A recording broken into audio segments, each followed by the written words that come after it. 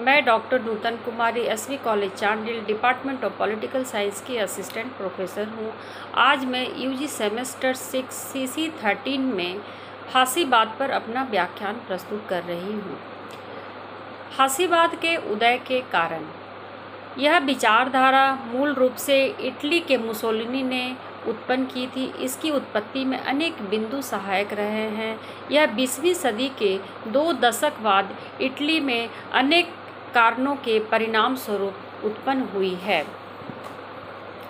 फासीवादी विचारधारा के स्रोत। मुसोलिनी स्वयं इटली के नागरिकों के रुख के अनुसार इस विचारधारा को ग्रहण करने में सफल रहे। मुसोलिनी स्वयं प्रारंभिक काल में समाजवादी विचारधारा के प्रबल समर्थक थे। वे बाद में व्यवहारिक होकर राज्य के निरंकुश स्वरूप से प्रेरित हो गए थे। इस विचारधारा में अनेक प्रकार के स्रोतों का समावेश हुआ है। इसमें समय समय पर अनेक तत्वों को भी ग्रहण किया है। फासीवादी विचारधारा मैकियावेली, हॉब्स, फिक्टे, टोटोस्के, Marx, Sorel, Mosca, Schopenhauer, Bergson, James और पेरेटो, हर्बर्ट स्पेंसर आदि के विचारों के प्रभाव भी स्रोत के रूप में पड़ा है। फासीवाद का अर्थ। इस विचारधारा की उत्पत्ति फॉसियो, जो कि इटालियन भाषा के फासिको से हुई है, जिसका अर्थ यह लिया जाता है कि लकड़ियों का बंधा हुआ बोझ या उसके साथ कुल्हाड़ी, जो कि शक्ति का प्रतीक है। मुसोलिनी ने इसे ही ग्रहण करते हुए फासीवादी दल का चिन्ह घोषित किया था। इससे पूर्व रोम का यही राष्ट्रीय चिन्ह रहा था। फासीवाद का मूल रूप से राष्ट्रीय एकता एवं शक्ति का प्रतीक माना जाता था। यह कोई स्पष्ट विचारधारा या सिद्धांत के रूप में विकसित न होकर मुसोलिनी और उसके अनुयायियों द्वारा अपनाए गए कार्यक्रम और नीतिगत साधनों का एक विचारधारात्मक संग्रह है, जिसे सर्वाधिकारवादी तानाशाही प्रवृत्ति का बोध होता है। फासीवाद की विशेषताएं। प्रथम विश्व युद्ध के बाद इटली के अलावा अन्य देशों में भी फासीवाद का प्रसार होने लगा था, जिसमें Spain, Czechoslovakia, Australia, Romania, Poland आदि थे। यह विचारधारा तानाशाहीवादी होते हुए राष्ट्रवादी पर आधारित थी। इसकी निम्न विशेषताएं थी। पहला, फासीवाद राष्ट्रीय एकता का प्रतीक है। दूसरा, फासीवाद राष्ट्रवाद में विश्वास करता है। तीसरा, फासीवाद संकट काल के लिए उपयुक्त है। चौथा, फासीवाद अहस्तक्षेप की नीति का समर्थक है। पांचवा, यह सैनिक अनुशासन का प्रतीक है। फासीवादी विचारधारा में महत्वपूर्ण विशेषताओं का समावेश था, इसलिए इसका प्रसार भी होने लगा था। इटली के मुसोलिनी की लोकप्रियता में इन विशेषताओं के कारण निरंतर वृद्धि होती रही। फासीवाद के सिद्धांत पर मैं अभी आपको कुछ बता रही हूँ। इस विचारधारा के सिद्धांतों में यद्यपि अधिक स्पष्टता नहीं है, फिर भी इसमें निम्न सिद्धांतों का वर्णन किया जा सकता है। पहला, फासीवाद उग्र राष्ट्रवादी है। मुसोलिनी अपने राष्ट्र के जीवन के लिए कुछ करना चाहता था। इस अवसर को वह निष्ठा से पूरा करना चाहता था।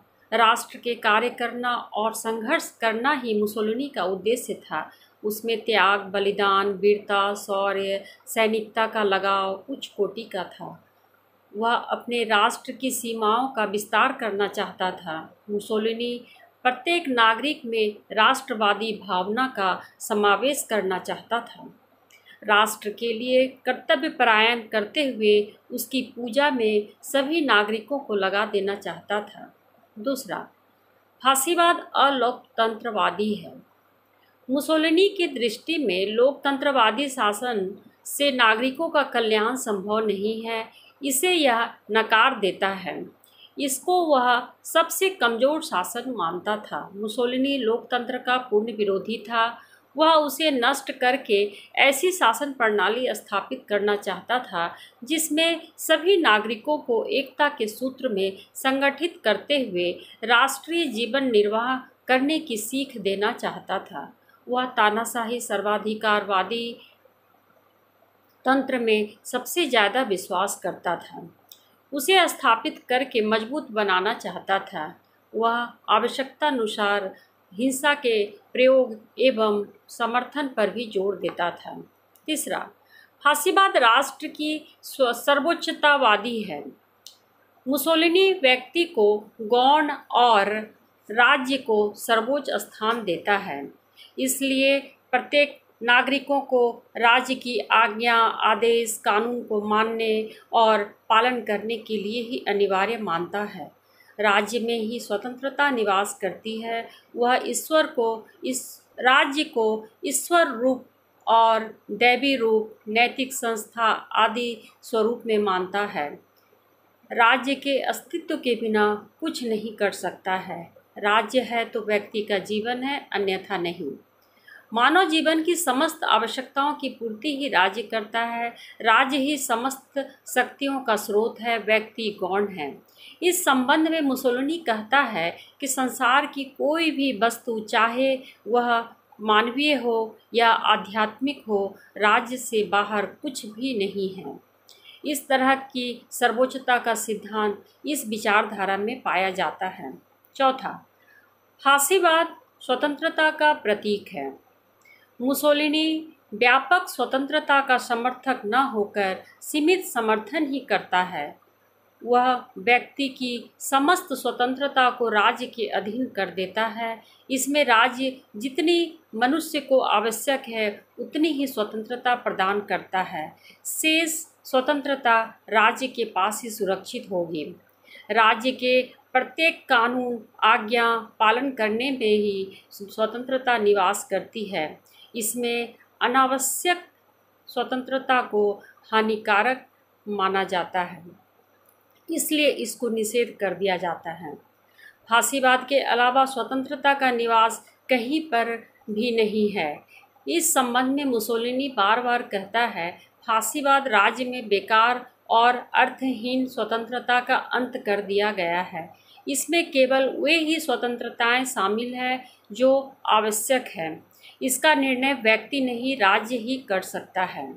पाँचवा, फासीवाद तानाशाही में विश्वास रखता है। फासीवाद में मुसोलिनी अपनी बात को मनवाने, स्वीकार करने के लिए छल, कपट, धोखा का सहारा लेता है।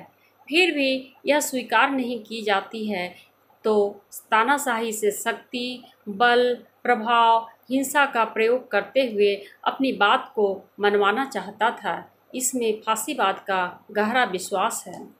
तानाशाही शासन अनेक लोगों का शासन नहीं होकर एक व्यक्ति का शासन होना चाहिए, इसलिए आज्ञा पालन में आसानी रहती है।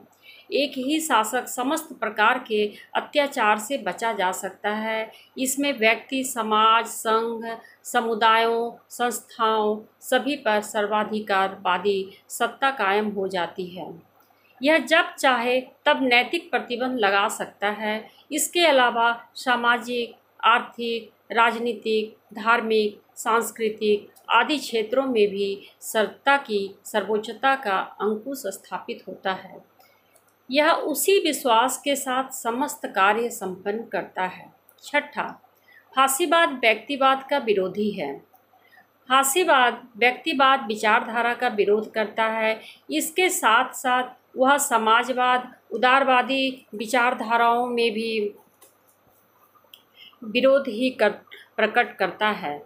यह विचारधारा राज्य को साधन और साध्य मानती है, जो कि व्यक्तिवाद के विपरीत की स्थिति है। यह व्यक्ति की स्वतंत्रता को राज्य के अंकुश में रख देते हैं। अतः व्यक्ति का यह कर्तव्य है कि राज्य जो भी आज्ञा प्रदान करे उसका नागरिक पालन करे। इसलिए वह उसी को स्वतंत्रता का प्रतीक मानते हैं, जबकि यह एक प्रतिबंधित स्वतंत्रता है। सातवां, फासीवाद व्यावहारिकता में विश्वास रखता है। यह विचारधारा निश्चित मौलिक सिद्धांतों पर अमल न करके व्यवहारिकता के पहलू पर ज़्यादा जोर देती है। मुसोलिनी हर परिस्थिति में परिवर्तित होकर उसे गतिशीलता प्रदान करते रहे।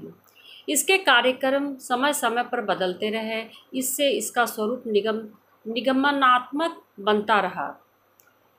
यह निश्चित कार्यों का प्रतीक मानी जाती थी।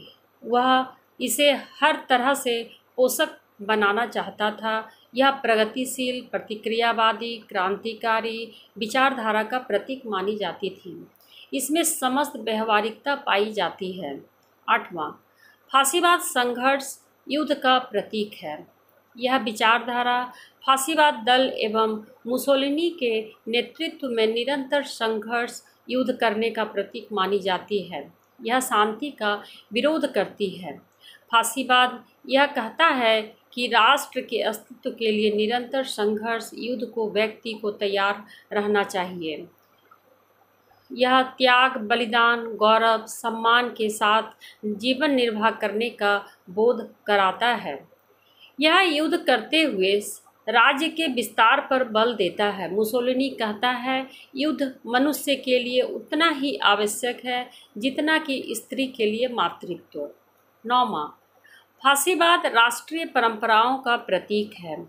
यह अपनी संस्कृति, जातीय गुण, शौर्य को कायम करने का प्रतीक मानी जाती है। यह राष्ट्र के अतीत की धरोहर से प्रेरणा लेकर जातीय गुणों को कायम रखने का प्रतीक मानी जाती है। यह राष्ट्रीय परंपराओं, धर्म, बलिदान के आधार पर जनता से सहयोग मांगने का प्रतीक मानी जा सकती है। इसमें प्रत्येक नागरिक को परंपराओं के साथ जीवन निर्वाह करने का आह्वान करती है। 10वां, फासीवाद तर्क और बुद्धि का विरोधी है। यह वास्तविकता में विश्वास नहीं करती है। यह आडंबर, दिखावा, तर्क में विश्वास करती है। यह ऐसे अवसर उत्पन्न कर देती है जो सच्चाई के समान सत्य लगने लग जाते हैं। यह विचारधारा तर्क, बुद्धि, विवेक में विश्वास नहीं करती। यह सब आधारों पर विश्वास प्रकट करते हुए सच्चाई की ओर अग्रसर होती है। 11वां, फासीवाद संघ एवं निगमनात्मक में विश्वास रखता है। यह विचारधारा में राष्ट्रीय अर्थव्यवस्था को आर्थिक दृष्टि से 2 भागों में रखा जाएगा। पहला, संघीय व्यवस्था, सिंडिकेट व्यवस्था।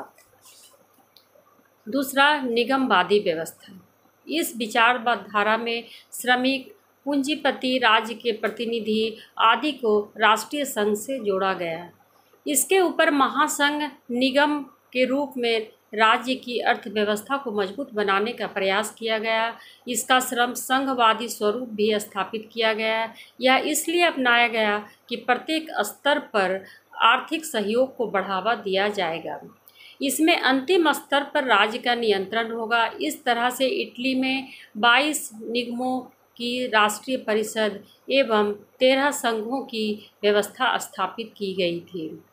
मुसोलिनी स्वयं इसका अध्ययन करते थे। इसलिए फासीवादी विचारधारा में सामूहिकता, ठेका, पंच निर्णय प्रणाली की मान्यता रखी गई। इसमें उत्पादन की उच्चता रखी गई थी। इसके विवाद सुलझाने के लिए अलग अलग न्यायालय स्थापित किए गए थे। नमस्कार। इस प्रकार मैं अपना ये व्याख्यान समाप्त कर रही हूँ। नेक्स्ट क्लास में मैं फिर नया टॉपिक लेकर आपके पास आऊँगी। Thank you.